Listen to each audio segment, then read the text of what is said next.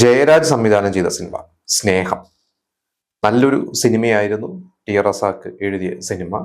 Perumbavoor G രവീന്ദ്രനാഥിന്റെ സംഗീതം. ഒരുപാട് star cast ഉണ്ട് അതിൽ. ബിജു മേനോൻ ഉണ്ട്, സിദ്ദിഖ് ഉണ്ട്, ലെനയുണ്ട്, ജോമോൾ ഉണ്ട്.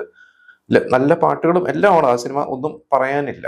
ഇന്ന് പിന്നെ ഇപ്പൊ ആ സിനിമയിലെ പല സീനുകളും അതിലെ ക്യാരക്ടറിന്റെ സ്വഭാവവും ഒക്കെ എടുത്തിട്ടൊക്കെ പൊളിറ്റിക്കൽ കറക്റ്റ്നസ് ഇന്നത്തെ ഒരു ട്രെൻഡ് ഉണ്ടല്ലോ. പഴയ സിനിമകൾ എടുത്ത് അതിനെ വെറുതെ മോശമാക്കുന്ന ഒരു ഗുണവും ആർക്കും ഇല്ലാത്ത ഒരു പ്രവണത. അങ്ങനെ ആ സിനിമയെ കുറിച്ചൊക്കെ ചർച്ച ചെയ്തിട്ട് എന്നാലും അന്ന് നല്ല പേര് കിട്ട സിനിമയായിരുന്നു. പക്ഷെ തിയേറ്ററിൽ അങ്ങനെ വലിയ വിജയമാവാതെ പോയൊരു സിനിമയാണ്. പക്ഷെ നല്ലൊരു സിനിമ എന്ന രീതിയിൽ അന്ന് പേരെടുത്തു വന്നു. എനിക്ക് തോന്നുന്നു ജയറാം ഇതുപോലെ കുറെ നല്ല നല്ല സിനിമകൾ സ്ഥിരം ഫോർമാറ്റിന് മാറ്റി സിനിമകൾ ചെയ്തിട്ടുണ്ട്. പക്ഷെ അതിലെ ഭൂരിഭാഗം സിനിമകളും തിയേറ്ററിൽ വിജയിച്ചിട്ടില്ല. അതുകൊണ്ടായിരിക്കാം ജയറാമിന് അങ്ങനെ ഒരു ഇടവേളകൾ വന്നതല്ല അതുപോലത്തെ സിനിമകൾക്ക്. അത് ഈ അടുത്ത് കുറച്ചു കാലം മുമ്പ് ഇറങ്ങി കമലിന്റെ നടൻ എന്ന സിനിമയായാലും അങ്ങനെ കുറെ സിനിമകൾ ജയറാം ചെയ്തിട്ടുണ്ട്. പക്ഷെ അതൊന്നും തിയേറ്ററിൽ വിജയിച്ചിട്ടില്ല. എന്തായാലും സ്നേഹം എന്ന സിനിമ ആ വർഷം ജയറാമിന് ഏഷ്യാനെറ്റ് അവാർഡ് ബെസ്റ്റ് ആക്ടറുടെ അവാർഡ് കിട്ടിയ ഒരു സിനിമയായിരുന്നു. പിന്നെ ഒരു സിനിമ ചിത്രശലഭം എന്ന സിനിമ. ആ സിനിമ 98 ഓണത്തിനാണ് റിലീസായിട്ടുള്ളത്. പക്ഷെ അതൊരു സിനിമ തന്നെ. നേരത്തെ പറഞ്ഞ പോലെ ജയറാമിന്റെ നല്ല ഒരു പെർഫോമൻസ് ഒക്കെ ഉള്ള സിനിമയാണ്. പക്ഷെ ആ സിനിമ ഒട്ടും ശ്രദ്ധിക്കപ്പെടാതെ പോയി. എനിക്ക് തോന്നുന്നത് ജയറാമിന്റെ സിനിമകളിൽ അധികം പേരൊന്നും കാണാത്ത, ഇപ്പോഴും കാണാത്ത ഒരു സിനിമയായിരിക്കും ചിത്രശലഭം.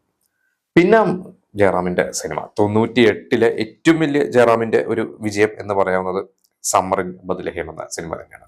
98 ഓണത്തിന് റിലീസായിട്ട് ആ ബോക്സ് ഓഫീസ് തൂത്തുവാരിയ സിനിമ. ഹരികൃഷ്ണൻസ് ഉണ്ട് ആ വർഷം ആ ഓണം സീസൺ. എങ്കിലും സമ്മറിൻ ബദ്ലഹേം അതിഗംഭീരമായിട്ടുള്ള ഒരു സിനിമ തന്നെയായിരുന്നു. അത് നമുക്കറിയാം. ആ സിനിമയുടെ പിന്നാമ്പുറ കഥകൾ. ആ സിനിമ ആദ്യം തമിഴിൽ ചെയ്യാനാണ് സിബി മലയിൽ ഉദ്ദേശിച്ചിരുന്നത്. അന്ന് പ്രഭു ആയിരുന്നു അതിൽ സുരേഷ് ഗോപിയുടെ വേഷം. മഞ്ജു വാര്യർ അഭിനയിക്കുന്നു. പിന്നീട് അത് മലയാളത്തിലേക്ക് ചെയ്യാൻ വന്നു കഴിഞ്ഞപ്പോൾ ജയറാം തന്നെ ആ വേഷം ചോദിച്ചു വാങ്ങിയതാണ്. ജയറാമിന് ആദ്യം രവിശങ്കറിന്റെ വേഷം, മറ്റേത് ബിജു മേനോനെ ആലോചിച്ചപ്പോൾ ജയറാം പറഞ്ഞില്ല, ഞാൻ തന്നെ അത് ചെയ്യുള്ളൂ, കൺഫ്യൂഷൻ തീർക്കണമെന്നുള്ള പാട്ട് അത് എനിക്ക് തന്നെ ചെയ്യണം എന്നാണ് ജയറാം ചോദിച്ചു മേടിച്ചതാണ്. എന്തായാലും സുരേഷ് ഗോപി ഉണ്ടെങ്കിൽ കൂടി ജയറാമിനും നല്ല ഗുണം കിട്ടിയ ഒരു സിനിമ തന്നെയാണ്. ജയറാമിന്റെ ഒരു ഹിറ്റ് സിനിമകളിൽ എന്നും എടുത്തു നോക്കിക്കഴിഞ്ഞാൽ ഒരു സിനിമ തന്നെയായിരിക്കും സമ്മറിൻ ബദ്ലഹേം. പിന്നെ ജയറാമിന്റെ മറ്റൊരു സിനിമ കുസൃതിക്കുറുപ്പ്. ഈ സിനിമ അന്ന് ബോക്സ് ഓഫീസിൽ വലിയ വിജയിച്ച സിനിമയൊന്നും അല്ല. വേണുഗോപൻ എന്ന ഡയറക്ടറുണ്ട്. റാഫി മേക്കാട്ടനാണ് സിനിമ എഴുതിയത്. ജയറാം, മീന, ജഗദീഷ് ശ്രീകുമാർ, ഇന്നസെന്റ്. ഒരു ആവറേജ് വിജയമാക്കിയായി പോയ സിനിമയാണ്. എനിക്ക് പക്ഷെ ഭയങ്കര ഇഷ്ടമുള്ള സിനിമയാണ്. അതിലെ പാട്ട് മെല്ലയൻ എന്ന് പറഞ്ഞ ജോൺസൺ മാഷിന്റെ പാട്ടുണ്ട്. നല്ല രസമുള്ള പാട്ടുകളാണ്. നല്ല കഥയാണ്. അല്ലെ പലരും കണ്ടിട്ടുണ്ടോ? ഭയങ്കര റിച്ച് ആയിട്ടുള്ള ഒരു ബിസിനസ്മാൻ ആണ് ജയറാം. പക്ഷെ ജയറാമിന് ഇതിന്നൊക്കെ മാറിയുള്ള ഒരു ജീവിതമാണ്. അങ്ങനെ ആരും അറിയാതെ ഐഡന്റിറ്റി മറിച്ച് ജയറാം ഒരു സാധാരണക്കാരനെ പോലെ ഒരു വീട്ടിൽ പോയി താമസിക്കുന്നതും അവിടുത്തെ പെൺകുട്ടിയെ പ്രണയിക്കുന്നതും കല്യാണം കഴിക്കുന്നതൊക്കെയാണ് കഥ. എനിക്ക് തോന്നുന്നു അതൊരു കോമഡി അധികം ഇല്ല. ഒരു നല്ലൊരു കഥ.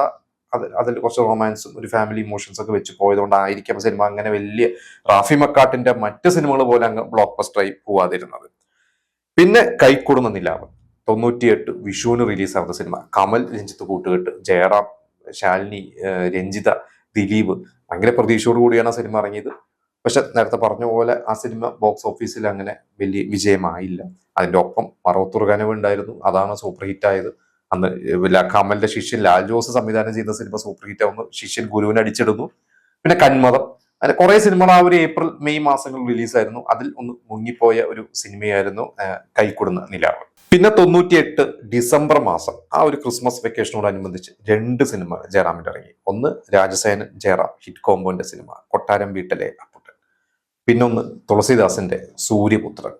രണ്ടും നല്ല സിനിമകളാണ്. രണ്ടും രണ്ട് ടൈപ്പ് ഓഫ് സിനിമകളാണ്.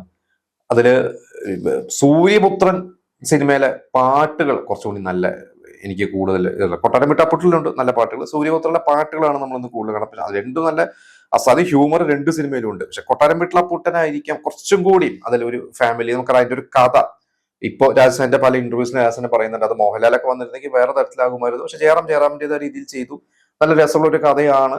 അതില് ക്യാരക്ടർ ജഗദീഷ് ശ്രീകുമാറും കലാഭൻ മണിയും ഒക്കെ ആയിട്ടുള്ള ഗംഭീര പെർഫോമൻസ് തന്നെയാണ്. ഇപ്പുറത്ത് സൂര്യപുത്രനാണെങ്കിൽ ജയറാമിന്റെ ഒപ്പം ഇന്നസെന്റും അതുപോലെ തന്നെ ജഗദീഷും, ദിവ്യ ഉണ്ണി, നരേന്ദ്രപ്രസാദ്, ജയഭാരതി, കുറെ വലിയ സ്റ്റാർ കാസ്റ്റ് ഉണ്ട്.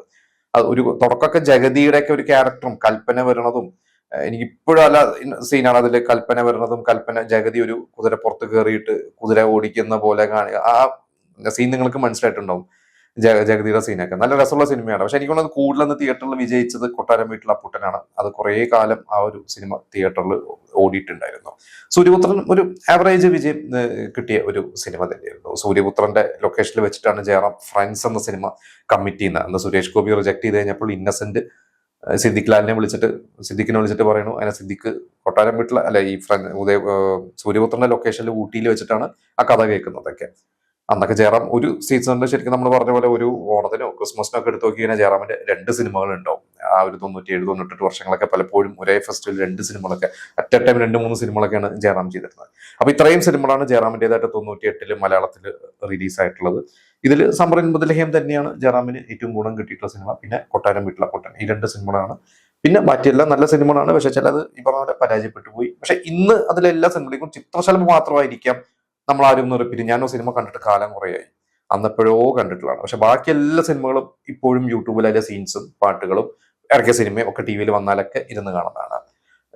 ഇതിൽ സമ്മറിൻ ബദലഹേം തൃശ്ശൂർ രാഗം തിയേറ്ററിൽ, കൊട്ടാരം വീട്ടിലെ അപ്പൂട്ടൻ ജോസ് തിയേറ്റർ, സൂര്യപുത്രൻ രാഗം തിയേറ്റർ, ഇത്ര കൈക്കൊടുന്ന നിലാവ് സ്വപ്ന തിയേറ്റർ, ഇതൊക്കെ കണ്ട നല്ല ഓർമ്മകളുണ്ട്. ഇനി നിങ്ങളെ മെമ്മറീസ്, ആ സിനിമ കണ്ട നിങ്ങളുടെ എക്സ്പീരിയൻസ് നമുക്ക് ഷെയർ ചെയ്യാം.